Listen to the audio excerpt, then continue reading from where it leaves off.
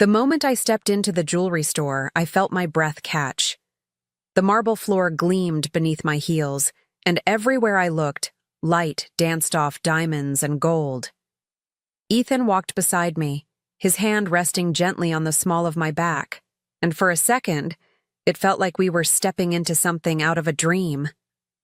My heart fluttered with anticipation, a girlish kind of hope I hadn't felt in years. Maybe, just maybe, this was his way of reminding me that romance still lived between us. He gestured toward the sleek display of men's watches, his smile calm, casual, almost too casual. "Just browsing," he said. But I couldn't ignore the little spark in his eyes. I knew that look. I'd seen it before when he was planning a surprise. My mind began to wander, painting possibilities of what he might be hiding. A necklace? Earrings? Something that would sparkle just enough to say, "I still see you. I still choose you." The thought wrapped itself around me like a warm blanket, feeding my excitement. As we moved through the glittering counters, I caught myself imagining the moment I'd open a velvet box. I'd pretend to be surprised, but deep down, my heart would be swelling with gratitude. It wasn't really about the gift, it was about the gesture, the reassurance that after all these years, I still mattered to him in that way. I thought of our anniversaries, the little ways he used to make me feel cherished, and I let myself believe that maybe, just maybe, he was about to do it again. What I didn't know was that something entirely different was waiting for me. I drifted between the glass counters, my reflection mingling with rows of glittering stones, each one whispering a different promise. I could feel the gentle hum of the store around me, soft piano music, the muted chatter of other shoppers, the faint scent of polished wood and perfume in the air. It all felt like the setting for a moment I'd been secretly craving. My pulse quickened, not because I needed something expensive, but because I longed for the intimacy behind the gesture. I wanted to be reminded that I was still the woman he thought of when he walked past displays like this. I caught Ethan watching me out of the corner of his eye, his expression unreadable, but not cold. It was the kind of look that made me believe he was savoring my reaction, letting me wonder. And oh, I did wonder. My fingers brushed the edge of a velvet tray, and I pictured him later, slipping a box into my hand with that little smirk he used to wear. The thought made me smile, though I tried to hide it, as if keeping the secret between me and my own heart. The longer we lingered, the more I let myself dream. I remembered the first gift he ever gave me, a simple silver bracelet when we were just dating. I wore it until the clasp broke, not because it was expensive, but because it felt like proof of something rare, something ours. Standing there now, I let that memory mix with hope. I wanted to believe that this moment was another chance at that kind of magic, that maybe he was planning to bring it back into our lives.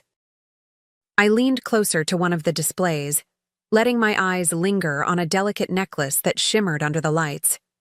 For a moment, I imagined Ethan's voice behind me, telling the salesperson, "She'll love this one." My chest tightened with a mixture of nerves and joy, as if I were standing on the edge of a surprise I wasn't quite ready for. It felt like the kind of moment that could change the course of a day, maybe even the course of us. Ethan stood tall beside me, his posture relaxed, but I could sense something underneath it, something he wasn't saying. I wanted to believe it was anticipation, the same kind stirring inside me. I wanted to believe that behind the cool, casual exterior, he was quietly proud of what he was about to do. My imagination was running ahead of me, filling in all the blanks with love stories I desperately hoped were still true. The salesperson's approach caught my attention, their smile wide and welcoming as they made their way toward us. I straightened a little, smoothing my hair with the palm of my hand, as if preparing for the moment to finally unfold. I was ready to play along, to act surprised, to let myself feel like the center of Ethan's world again. What I didn't know then was that this smile, this simple greeting, would be the crack that let everything else spill through.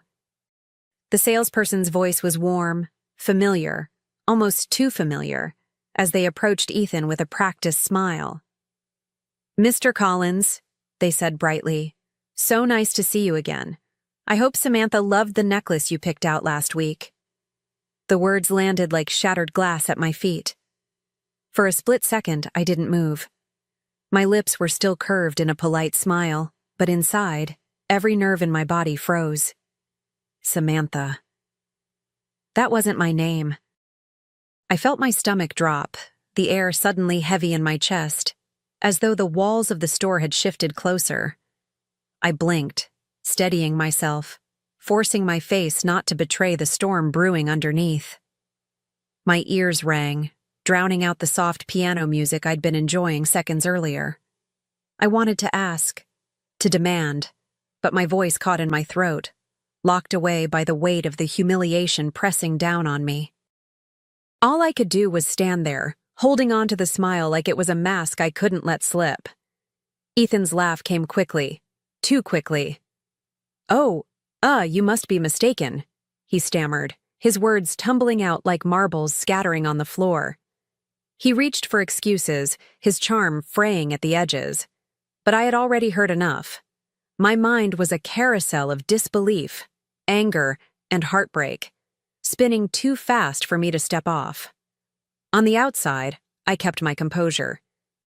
On the inside, I felt something sharp carve into the place where hope had been living just moments ago. I nodded faintly, as though I hadn't caught the name, but every syllable was burned into my mind. Samantha. It echoed in my head, louder than the salesperson's polite chatter, louder than Ethan's desperate fumbling to smooth it over.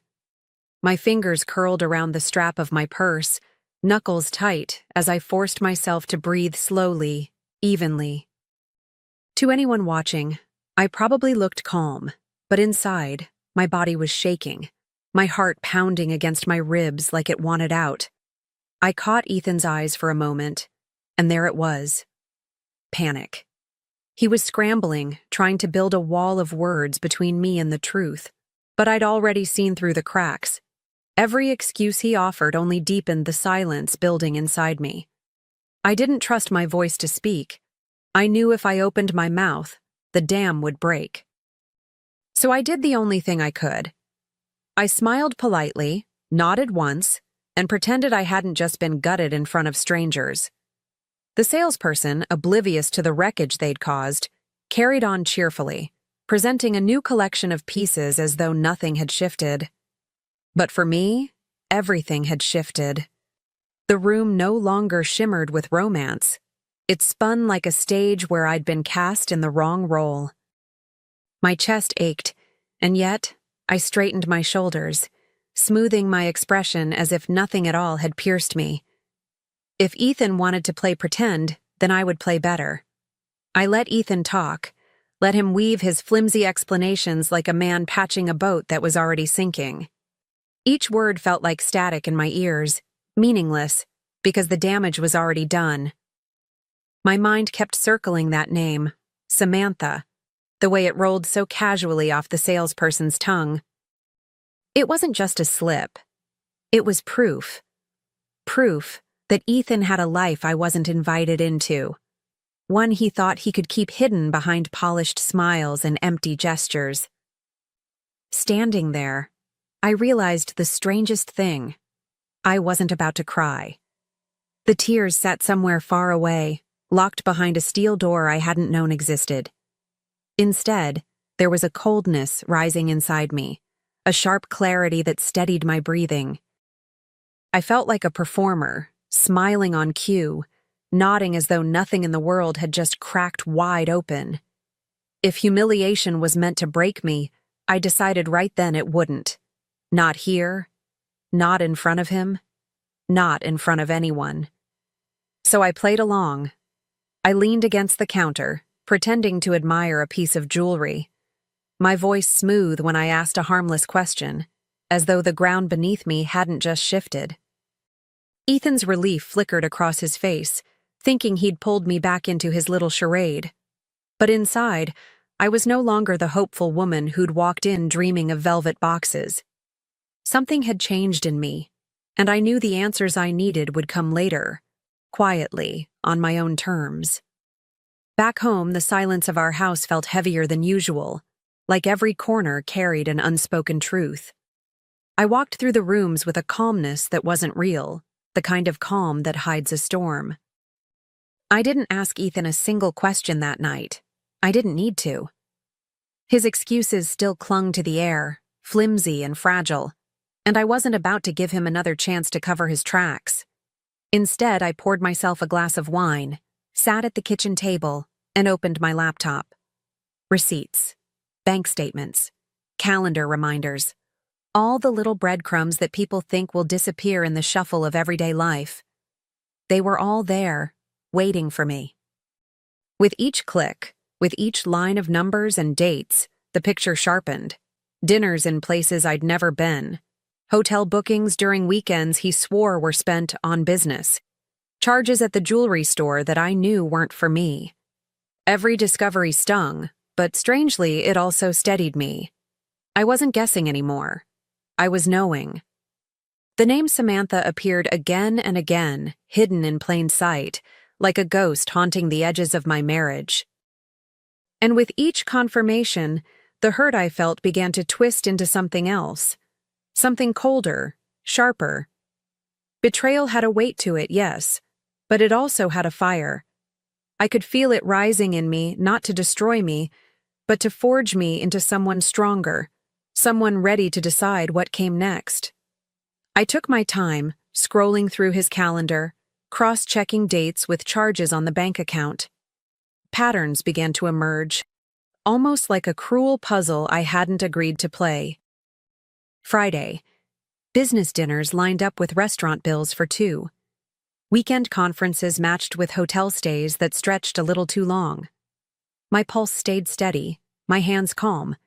But inside, each detail was another strike of the hammer, breaking apart the illusions I'd been holding on to for years. Every discovery brought back a memory. Me waiting at home, setting the table for a dinner that never happened, believing the traffic was to blame. Or the nights I fell asleep alone, convincing myself his long hours were sacrifices for our future. Now, staring at the evidence, I realized those sacrifices had been mine alone. He hadn't been building with me. He'd been escaping from me. The ache in my chest deepened, but I refused to let it bend me. By the time I closed the laptop, the truth was no longer something hidden in shadows. It was right there, glaring back at me, undeniable and raw. I sat in the quiet of the kitchen, the hum of the refrigerator filling the silence, and let the weight of it settle. I wasn't confused anymore, and I wasn't naive. The man I thought I knew had betrayed me, and now he had no idea what I was capable of doing with that knowledge. I poured myself another glass of wine, the deep red swirling in the glass as though it carried the answers I already knew. My reflection in the window caught my eye. A woman who looked calm, almost too calm, considering the truth she'd just uncovered. But I realized something in that moment. I wasn't broken. I wasn't crumbling under the betrayal. Instead, I felt a strange clarity, as though the pieces of me that had been blurred by doubt were finally sharpening into focus. I thought about Samantha, this woman who had unknowingly stepped into my life, or maybe knowingly. Did she laugh at the lies he told her, the same ones he once used to charm me? Did she wear that necklace proudly, never caring that another woman's heart had paid the price for it? The thought didn't sting the way I expected. If anything, it ignited a determination in me. She could have him, but not without the truth first tearing his world apart. So I sat there, letting the clock tick past midnight, my mind already moving faster than my pulse. Revenge wasn't a scream or a scene. No, it had to be something far more elegant, something he wouldn't see coming until it was too late. And in the stillness of that kitchen, I began to shape the outline of a plan, one that would take everything he valued most and turn it into the stage for his undoing. The next morning, I greeted Ethan with a smile that felt almost effortless, though every muscle in my face was working overtime to keep it there. He kissed my cheek casually, as if the night before hadn't happened, as if he hadn't left me wide awake piecing together the truth he thought he'd hidden. I didn't confront him. I didn't raise my voice. Instead, I asked how he'd feel about throwing a dinner party to celebrate his recent promotion. His eyes lit up with pride, and I matched it with my own. He had no idea what I was really celebrating. As I stirred sugar into my coffee, I listened to him talk about guest lists, menus, and wine, nodding as though I cared about the details. Inside, I was already writing a different kind of script, a party filled with family, friends, and colleagues. The very people whose approval he worshipped would be the perfect stage. And when the curtain lifted, I wouldn't need to scream or accuse. The truth would speak for itself, and it would do so in front of everyone who mattered most to him. That day, I began making calls, my voice light and cheerful as I extended invitations. I could almost hear the pride in Ethan's voice echoing in my mind, imagining how he thought this party would be all about him. Little did he know, it would be his undoing. With every yes I received, my plan took another step toward reality. And while Ethan imagined a night of glory, I was designing something else entirely. A night of exposure, carefully wrapped in the glittering disguise of celebration. In the days leading up to the party, I became an actress in my own home. I laughed at Ethan's stories, leaned into his touch, even kissed him goodnight with a softness that almost convinced me it was real. He never suspected a thing. If anything, he seemed relieved, as though the slip at the jewelry store had been buried under the weight of my silence. What he didn't know was that silence can be far more dangerous than words. Silence can sharpen into strategy. I went through the motions of planning. Flowers for the table, a caterer who knew just how to impress, bottles of wine that whispered sophistication. Ethan was thrilled, bragging to his colleagues about how his wife always knew how to host the perfect evening. And I let him. Each detail he praised only brought me closer to the reveal. Every candle I chose, every plate I set, became a quiet piece of a puzzle he would never solve until it was too late. But the most important detail wasn't the food or the wine. It was the evidence. I tucked away the receipt from the jewelry store, neatly folded, waiting for its moment. Alongside it, I gathered copies of statements, photos, records, every scrap of proof he thought he'd hidden. It wasn't about rage anymore. It was about precision. I wasn't planning a fight. I was planning a show. And when the lights came up, Ethan wouldn't be the hero of the evening.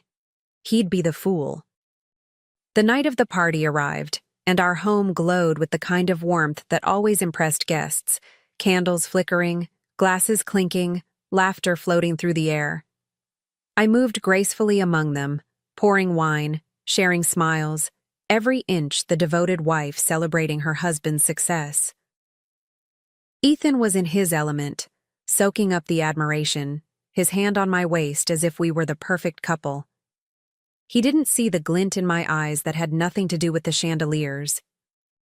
I caught snippets of conversation, his colleagues praising his work ethic, his friends raising glasses to his promotion, his family admiring the man they believed him to be. Every word of admiration felt like kindling, and I was holding the match. My calm never faltered. I laughed at jokes, complimented outfits, and played the role so convincingly that even I could almost forget what was coming. Almost. When the moment felt right, I lifted my glass, the room naturally quieting around me. All eyes turned my way, and I could feel the weight of their attention settling in. Ethan leaned closer, his smile wide, expecting me to sing his praises. I let the pause stretch, savoring the silence before I spoke. And then, with a voice as smooth as the wine in my hand, I began to thank my husband for his generosity, not just to me, but to others. I reached for the folded receipt I had kept hidden, ready to place it where everyone could see. I held the receipt in my hand, the paper light but weighted with every truth Ethan had tried to bury. The room leaned closer without moving, every guest sensing something important was about to unfold. I smiled, steady and warm, as if I were about to tell a sweet story. Ethan has always been generous, I began, my eyes sweeping the crowd. So generous, in fact, that he recently bought a beautiful necklace. I unfolded the slip of paper with a slow grace, letting the silence stretch. For Samantha! A ripple moved through the room, soft gasps, shifting chairs, the kind of stunned stillness that only comes when polite laughter turns into disbelief. Ethan's face drained of color, his mouth opening and closing without words. I didn't need to look at him to know he was unraveling. I kept my gaze on the people who mattered most to him, his family, his friends, his colleagues, watching their admiration flicker into doubt, then dissolve into judgment. Ethan reached for me, stammering, "Julia, that's not—" But I didn't flinch. I set the receipt down on the polished table where everyone could see it, its black ink cutting sharper than any knife. The room was so quiet I could hear the faint clink of a spoon against a glass in the back. For the first time in years, I wasn't the one shrinking under silence. He was, and I wasn't finished. I took a step back, giving Ethan room to drown in his own excuses. His voice cracked as he tried to string together explanations. Business clients, misunderstandings, clerical errors. The more he spoke, the more absurd it all sounded. I didn't need to argue. I just reached into the small folder I had tucked away and pulled out copies of bank statements, hotel receipts, photographs of charges he could never explain. One by one, I laid them on the table, each piece falling like a stone into water, sending ripples through the crowd. His colleagues leaned forward, their polite smiles replaced by narrowed eyes.